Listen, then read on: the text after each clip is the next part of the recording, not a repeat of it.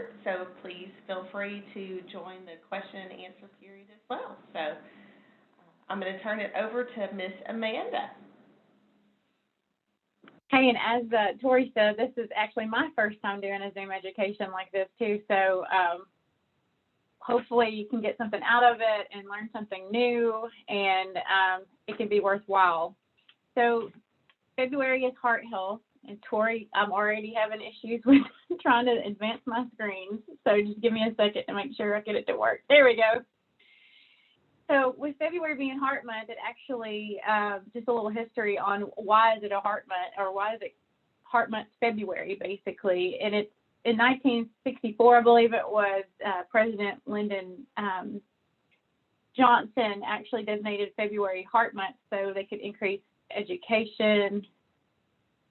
Oh, I've lost everybody. Can y'all still hear me? Tori, I've lost connection somehow.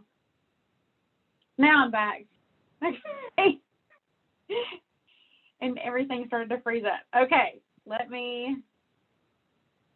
this is the fun part about being in a new virtual world. All right, let's try this again. So anyway, February was designated Heart Month to try to get awareness for how to be heart healthy. Can you still see my screen, Tori? No? Okay, let me see if I can't fix that.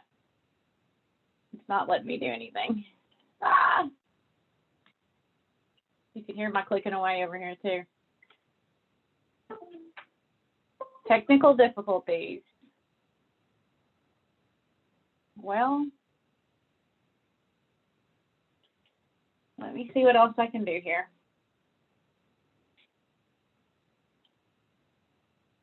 I might. Hold on one second. Let me see if I can flip-flop a few things, okay?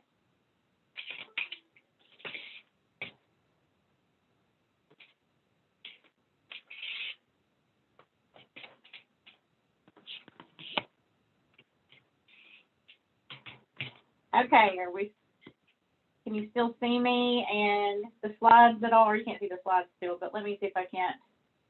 I've had to come off of my main computer and go just to my laptop, so sorry. Let's see if this will fix it for us. I think it's going to.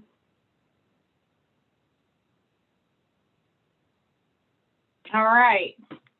Repositioning some things, and we're going to be okay. I think the lighting's pretty bad now, but we can get that fixed also. Hold on 1 second, and I'll make sure my lamp's plugged in right.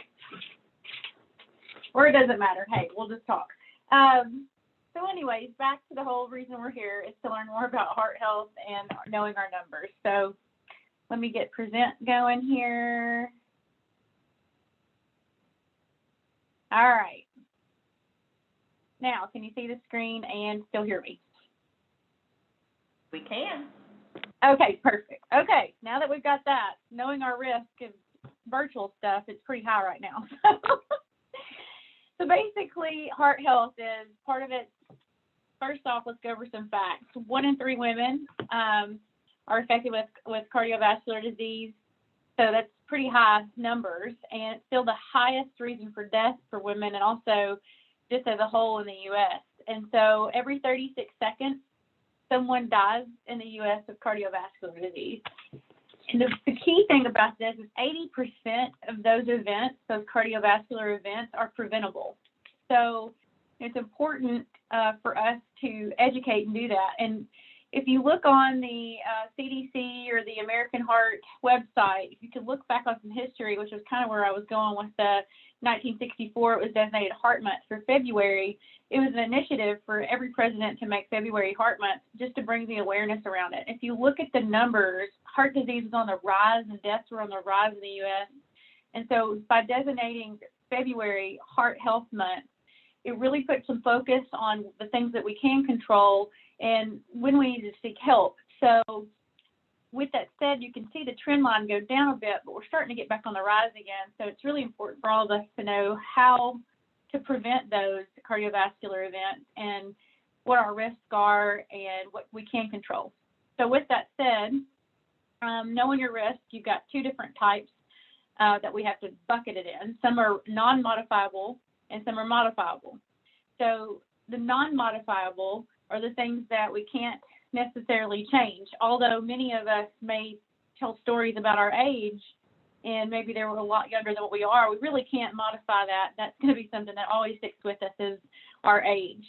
Our gender and our family history are other non-modifiable risks. I always joke and say we don't have to claim our family, but they're still our family, and so the history that comes along with that, whether it be genetic or whatnot, then, we can't necessarily change that. So today we're really going to focus on those modifiable risks, those risks that we can change and that we do have some control over. And so those are high blood pressure, high cholesterol, physical inactivity, obesity and being overweight, smoking, diabetes, and poor diet. So the first one that everybody always has questions about is about cholesterol. We hear it, we always think it's a bad thing, but what is cholesterol anyway?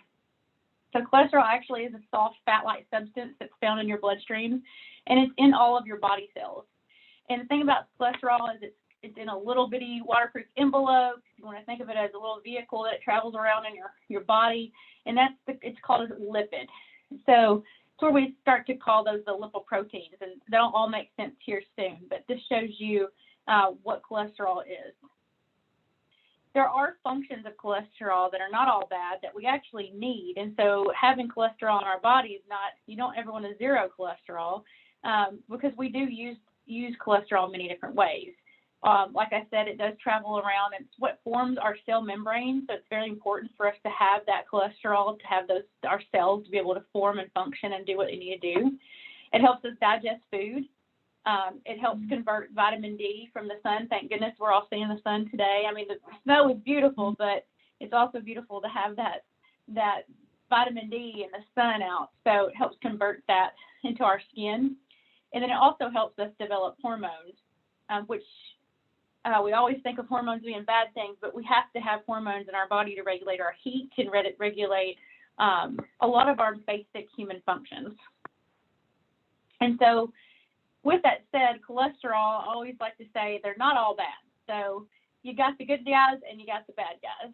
So the bad guys, also known as the low density lipoprotein, and you will see that in your lab results as LDL. And so the way that I like to remember it, and I was taught by a wonderful nursing instructor from school, was that those are the little devils, right? Like we don't want a whole lot of those. Those little devils like to take and build up into the inner walls of our arteries, and they cause us to have a reduction in blood flow. And so if you think about it as a hallway in the high school, these are your bullies that are going to block the hallway and not allow anybody by. And so when our blood's trying to function and go to our heart muscles, our brain, other places, these little devils, the LDL, they're going to line up that hallway basically and not let all the good nutrients through that we need, which is oxygen and all these other things. So then we bring in the good guys, right? And those are the high density lipoproteins. And those are called the HDL cholesterol that you'll see on your lab results when you get back from your primary care or your physician. And one way to remember that, and again, the same nursing instructor taught us, the heavenly darlings. Those heavenly darlings we like to have a lot of. They're the ones that are going to carry those little devils away from our arteries, and it's going to help aid in protection of our having a heart attack or a stroke. And so if you think about the heavenly darlings in the hallway example, those are your hallway monitors. Those are the good guys that are going to go and say, hey, you're not going to bully us and block this hallway. So they're going to carry those little devils out of your arteries. It's just a fun way to remember the LDL versus the HDL, because it gets confusing when you get all your lab results back, trying to understand what they're saying and what you're supposed to have high and what you're supposed to have low of. So this is one good way when you see that LDL or your physician says, hey, your LDL cholesterol is high, then you're going to know that's your little devils and you really need to get that lowered. So let me make sure, is this control thing in the way of the slide, or can y'all see that? Just want to make sure you see the slide, okay. So a closer look at it basically is that the little devils, those LDL those are the ones we want a lower amount of. So we definitely don't want to get anywhere over 200 of those. Your optimal level is going to be less than 100. When you start to get above 130 and 159 on the lab value, that's going to be considered borderline high.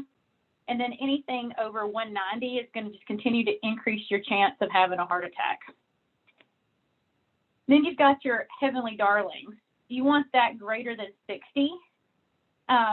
If anything less than 50% or 50 on that, it gives you just a low. You're just, the less than that, you're going to put you at a risk for heart disease. It's going to be considered low as far as the totals go. So you're going to want to have a higher than 60 level of the HDL, which is the heavenly darlings, and you're going to have a lower LDL. So those two numbers, and combined with our other friends we hear a lot about, which are triglycerides. And again, triglycerides have a lot of functions too, and they do a lot of energy storage and things like that. So triglycerides are just another type of fat that are used in excess energy from the diet. And then it's too many of those in your bloodstream causes you to be more of at risk of a cardiac event. The reasons for high triglycerides are the ones that are the most preventable. So inactivity, smoking, high carb diet, all the good stuff, as far as the carbs go, everything that tastes good, and then having too much alcohol consumption. That's going to cause you to have higher triglycerides. And so when you're looking at that and you get a lab value that has a high triglyceride number, those are the things that you can do to try to get that lower. And so less than 100 on this is going to be optimal. And then anything over 400 is going to be very dangerous for you. So you need to definitely try to stay under 150 for sure. Optimal would be less than 100. So then you get the total cholesterol score. So basically that total cholesterol score is just your good cholesterol, the HDL, your bad cholesterol, the LDL, plus those triglycerides, and then that gives you that total cholesterol score. And so that total cholesterol score, you're going to want less than 200. The key thing about this is your total cholesterol score may actually be higher or lower. So it's really important for you when you get those numbers of the cholesterol that you sit down with your primary care or your physician and discuss that, because some may be a little over 200, but they may have more good cholesterol than bad cholesterol, or they may have a higher triglyceride and maybe a higher HDL. So the modifiable things that you can do as far as diet, exercise, stopping smoking, those types of things, you can really start to create a very unique plan that'll get you to your desirable level of cholesterol. It's really important to have those conversations and understand each part of that total cholesterol score and not just that in total. So why does all this matter? So we talked about the hallway, and we talked about those little devils blocking up that artery and causing everything to kind of get clogged. So you can see here, the yellow things that you're seeing lining the walls here, that's going to be the LDL, and it's forms and forms and forms. And as we saw with the snow, it built up on the road. And then now you see a bunch of ice chunks everywhere. If you think about it that way, it just blocks the road with all these ice chunks. It just keeps building up. So that is called plaque. And so when that plaque continues to build up on your artery wall, that will continue to block your hallway, and then it also put you at risk for one of those to peel away from the wall of the artery, and then it starts to form clots and things like that. So this is an example of a heart attack, basically. So when you hear someone saying, "I had a heart attack," this is what happens. Either the plaque breaks off and blocks that part of the artery where the heart needs to pump the blood, which you see down here is part of the heart's missing that blood coming through to it, or you have it where it blocks so much that your blood keeps backing up, and you have, and then you end up having a clot forming, and then that stops all traffic, basically, all blood flow down to the muscle of your heart. And when that happens, it stops all of the oxygen to go to those parts of the heart. Therefore, part of that heart muscle starts to die. And it dies quickly. And so it's really important for us to get those arteries open to make sure that we get that heart muscle from dying more. Did somebody have a question? Thought I heard somebody speak up for a second. Okay, I'll keep moving on. I see it. You can't see it? No, I can hear you, but I can't see you. Oh, Tori, can you still see the screen on there, or have I lost? Yes, I can still see you. I'm not sure. It is a You can Zoom see me, link. but you can't see the screen. No, I can hear you all, but I can't see anything. Okay, are you on the Zoom link on your computer? And I'm on my iPhone, but it's okay. Just keep going. I know they're going to record this, which is going to be quite comical, to be honest, to go at first with me having technical difficulties. So at least we'll all get a good laugh about it. But the slideshow can be shared with you guys too, and so that's got a lot of the stuff on there. So hopefully that'll be helpful too. Okay, we keep so going. So the next modifiable risk that we have is blood pressure. So when you do your blood pressure and you get the top number and the bottom number, it's always kind of like, well, which one's supposed to be higher and which one does what? So I'm going to break it down just so you know, what does that top and bottom number actually mean? So that top number is called the systolic blood pressure number. And that is going to tell you how much pressure is going against the artery wall when your heart actually beats. So when that heart squeezes and beats, what is the actual pressure that goes against those artery walls when that beat happens? And that's called, again, the systolic blood pressure number, and that's your top number. The bottom number is your diastolic blood pressure, and that's how much pressure is going against your artery wall between the beats. So when your heart is in the relaxed state, how much pressure is still in those arteries. And it's really important to know that, because all of this increases with age. It's a major risk for heart disease. And with every 20 millimeters of mercury, which is what it is measured in, for every 20 millimeters of mercury that increases, it increases your risk for a stroke or ischemic heart disease in people ages 40 to 89. So understanding that top and bottom and what that pressure actually means, that's one reason why you want to pay attention to that. So there's different ranges, and this normal and elevated and high blood pressure and blood pressure stage 2 and hypertensive crisis, you'll see this kind of out all the time, and it changes sometimes just with the studies that they've done. And this is the most recent that I have found. That the numbers haven't changed in a while, but the optimal blood pressure that you want to have is that systolic number, which is the top number again. You want that less than 120. And then the diastolic number, which is the bottom number, you want that less than 80. Now, somebody say, well, how low is too low? Well, again, that's kind of up to the individual. Some people walk around with very low blood pressures just due to their genetics, their activity, and just the way they function.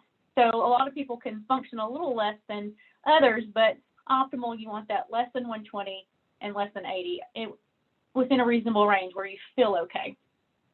Anything over 120 or over 80 is considered elevated. And then you start getting diagnosed with high blood pressure, stage 1 at 130, anything above 130, and anything over 80. So that's where you start to get some medication modification, or they may actually talk to you about reducing salt and things like that. So there's modifiable things you can do that's not medication, induced, stopping smoking, reducing salt, those types of things. And the biggest thing is what you've heard about blood pressure is it's the silent killer. And so if you think about blood pressure and why is it the silent killer, it's because just like with the speed on the road, we kind of keep going. It says 55, but we might go 60. Blood pressure is kind of the same way. So we might hit 120 over 80. And, we checked it about a year ago, and it stayed 120 over 80, but, I haven't checked it again. So maybe I check it again, and it's at 130 over 90. So I might say, well, I'm stressed out, and, I just ate something, so maybe that's why it's high.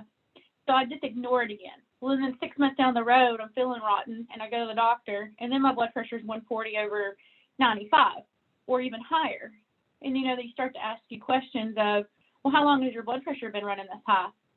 Well, I haven't been checking it. So it's the silent killer because we don't pay attention to it as much as we need to consistently. Because even a small little bit of an elevation will just consistently get worse and worse without us doing something to modify it and get it lower. And so quickly, I'll talk to you guys about how to actually monitor that blood pressure from home, because there's a few things that do affect it. So one thing is be still. So if you're sitting in a chair, somewhat like I am now, and then you take your arm and you say, I'm going to do my blood pressure on this arm. I want that arm to be relaxed and over to the side, not dangling or up above my head. I'm not going to need to be smoking right before or drinking coffee or exercising before too, because that's going to affect it. So I want to be 30 minutes before, kind of be prepared. I need to sit correctly too. Like I can't sit Indian style in my chair or cross my legs, because most of us women, when we sit down, the first thing we do is cross our leg over. It's just habit for a lot of us. Right now, for example, I'm sitting in my office chair and I've got my legs tucked up underneath me. I sit like that all the time, and I guarantee you all of us do something of the version of that. So it's really important to sit correctly, which is back straight, uncross your legs, have your feet flat on the floor, and make sure, again, your arm is at the heart level and beside you. Another thing that's important, if we're really monitoring it, taking a log of it, do it at the same time every day. So maybe you run a little higher in the morning, or maybe you run a little higher in the afternoon. Pick times that you're going to do it exactly the same time every day, so you really can monitor exactly if there's some fluctuations going up or down with your blood pressure. And then again, take multiple readings and record the results. So if you have a very high blood pressure, maybe you just got home from work or the grocery store or something happened, give yourself a little bit of time and wait at least 5 minutes or so apart to take those multiple readings. And you can flip-flop arms and document it that way too. So it's really important to have some consistency on the way you take your blood pressure, so you can reduce the chances of you having the silent killer, blood pressure being a cause of some of your cardiac events. And so then always with this presentation, I go over with what are the other numbers that we need to know. Blood sugar is a big one, and so your fasting blood sugar needs to be less than 100. So fasting meaning I didn't eat anything and I'm taking my blood pressure. And then one thing that you want to check with your primary care or your physician about is, what is my hemoglobin A1C? This is a risk factor for diabetes or diagnosis people with diabetes. So monitoring the A1C will help and average that blood sugar over the last 2 to 3 months. And then that will help you understand, are you at risk for diabetes? Because it's another risk factor for heart disease that you want to control. And we can control sugar with the way we diet. And then the other one, again, in the same lines of diet, is what is your body mass index? So what's your height and weight calculator to show you what's the best? So anything over 30 BMI is considered obesity. It's not always the greatest thing to hear, and there's different ways of, everybody's shaped completely different. And so really having that conversation with your primary care, if you do show a BMI that's considered overweight or obesity, take your other numbers into consideration to make sure, is your triglycerides also high? Is your LDL also high? Is your A1C also showing that you're pre-diabetic or diabetic? Those are going to be the important numbers to know. And then, of course, if your blood pressure is high too, then that's going to indicate that there needs to be an action plan for you to work on those modifiable risk factors for potential heart events. And so basically, the way the American Heart has kind of broke it down is Life Simple 7. So simply manage your blood pressure, control your cholesterol, reduce your blood sugar, get active, eat better, lose some weight, and stop smoking. So sounds easy, but it's not, and I think all of us feel that, trying to manage all these things too. But if you focus on and trying to reduce as much as possible, getting active, even if it's a 10-minute walk, outside, something more than what you've been doing, and then really kind of being mindful of what you're eating and putting in your body, and then really knowing your numbers. You can't really modify anything if you don't know where you're starting. So it's really important to do that. And one big thing is to stop smoking. It's not helpful for a lot of the reasons we hear for stroke, heart attack, many other things too. And so stopping smoking and just doing a couple other things will help reduce all those risk factors for you. I always like to take the time too, when we're talking about heart health, is to differentiate those heart attack signs in women versus men. And what are those, and what should you do? So we all hear and see the movies where the chest is clenched and they fall to the ground, and usually it's a man that does that. And that's more of what you see in a man having a heart attack, is they have that clenching chest pain that hurts so bad and it gives them so much discomfort. But women, no surprise, we just keep kind of going, and we don't have that type of Hollywood dramatic chest pain that hits us so fast. We still might have that pain, but most of the time women are too busy caring for their family or others that they just keep thinking this will go away. And so that uncomfortable pressure or squeezing or fullness, pain in the center of your chest, it goes back and forth. That's a sign. You might have pain or discomfort in one or both of your arms. It may radiate to your back, neck, or jaw. And women sometimes have nausea, sweat, lightheadedness. They may just feel like they're going to faint. Shortness of breath is another one. But women are going to most likely experience one of the kind of uncommon type of signs and symptoms, and it's particularly the nausea, vomiting, shortness of breath. So with that said, another thing that American Heart's kind of put out there, specifically in this pandemic, we've been all scared to go seek help. It's been well known that we need to stay away from hospitals and away from doctors' offices and things like that. But there's a campaign now that talks about don't die of doubt. And that's the biggest thing, specifically targeting women, is sometimes we just have that doubt, or, well, I don't want to go bother them at the hospital. I bet it's nothing. It'll go away. We make all these excuses in our head. We just kind of keep going.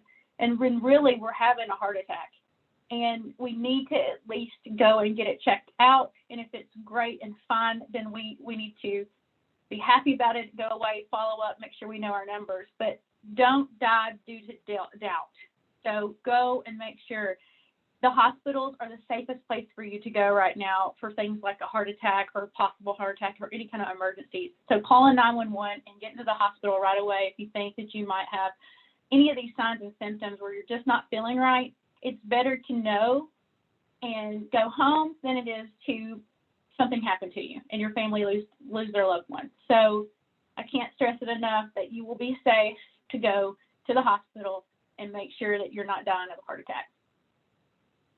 So that's all I have. Basically, we do have St. Thomas Heart there every day, so we're excited to make sure that we're there for the people of Henry County and Paris. And so if you need anything that way, that number's there. And then I urge you to go to hot.heart.org or go Red for Women. There's a lot of material on there. Some of these pictures that I pulled off of the heart attack, those types of things, those are things I pulled off of those sites. There's so much education that they have out there. So I urge you to do more research on that. And I am happy to take any questions that we have. Does anybody have any questions for Amanda today? You can unmute yourself, or you can type it in the chat box.